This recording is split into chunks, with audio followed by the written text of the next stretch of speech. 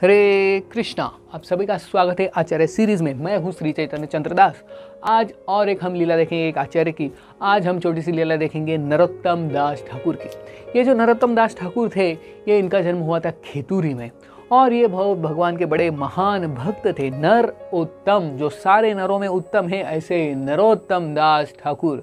इनके आने से पहले कई साल पहले चैतन्य महाप्रभु ने खुद ये भविष्यवाणी की थी कि आगे जाके बहुत बड़े मेरे भक्त वो आएंगे और उनका नाम होगा नरोत्तम दास। तो चैतन्य महाप्रभु खुद होके ये भविष्यवाणी करते हैं उनके बारे में।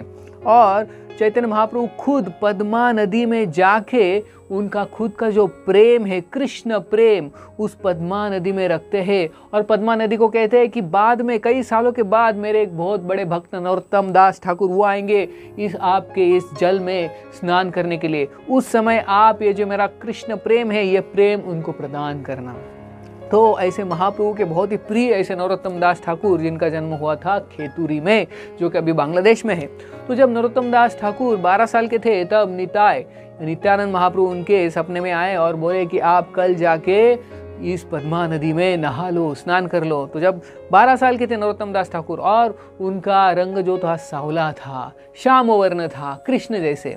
लेकिन जब वो 12 साल के थे, जब उनको ये सपना आया नित्यानंद प्रभु का, तो अगले दिन वो जब नदी में गए उस पद्मा नदी में स्नान करने के लिए, तो जैसे ही उन्होंने प्रवेश किया इस पद्मा नदी में, तुरंत जो पद्मा नदी उमड़ पड़ी और उसमें जो कृष्ण प्रेम था महाप्रभु ने कई साल पहले रखा था, वो कृष्ण प्रेम इस नरोत्तम को दे दिया। और ये 12 साल का बच्चा इतना वो भाव विभोर हो गया कृष्ण प्रेम से, और उस कृष्ण प्रेम के कारण उनका जो रंग है वो सुनहरा हो गया जैसे महाप्रभु का। तो पहले श्याम वर्ण था, बाद में सुनहरा हो गया।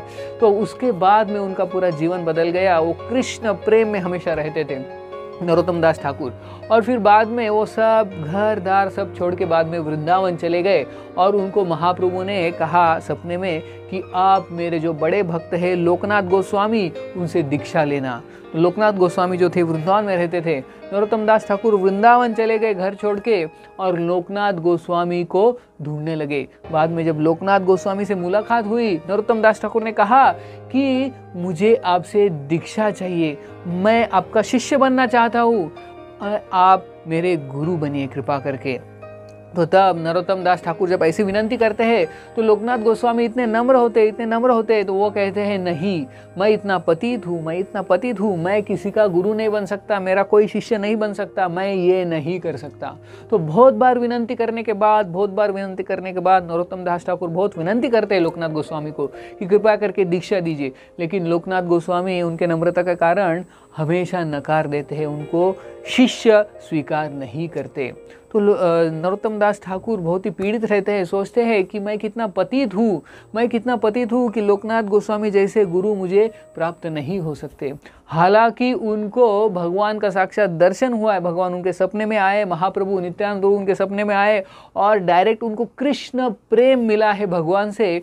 फिर भी वो इतने नम्र है और वो एक राजा के पुत्र है। तो वो क्या करते हैं, जहाँ पे लोकनाथ गोस्वामी हर रोज सुबह, जहाँ पे नदी के किनारे वो जंगल में जाते हैं शौच करने के लिए, लोकनाथ गोस्वामी बहुत सुबह वो जाते थे हर रोज। तो ये नरोत्तम दास ठाकुर जो कि इतने बड़े राजा के पुत्र है, वहाँ जाके लोकनाथ गोस्वामी के जाने से पहले वो उधर का पूरा एरिया जो वहाँ पे वो शौच करते थे हर रोज वही जगह पे, तो वो नरोत्तम दास ठाकुर अपने हाथों से वो अच्छे से वहाँ साफ सफाई करते थे। तो हर रोज़ लोकनाथ गोस्वामी जाते थे और सोचते थे कि मैं यहाँ पे आता हूँ हर रोज़, तो ये जगह कितना फ्रेश लगता है, कितना अच्छा लगता है, साफ़ सुथरा लगता है, कौन करता है, मैं तो नहीं करता।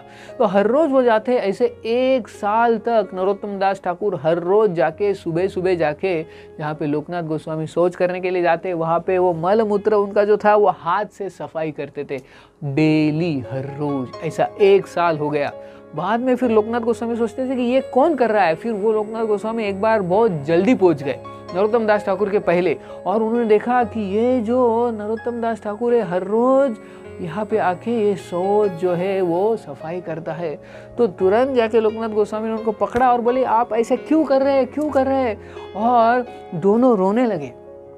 तो ये जो नम्रता नरोत्तम दास ठाकुर की देख के लोकनाथ गोस्वामी का हृदय पिघल गया।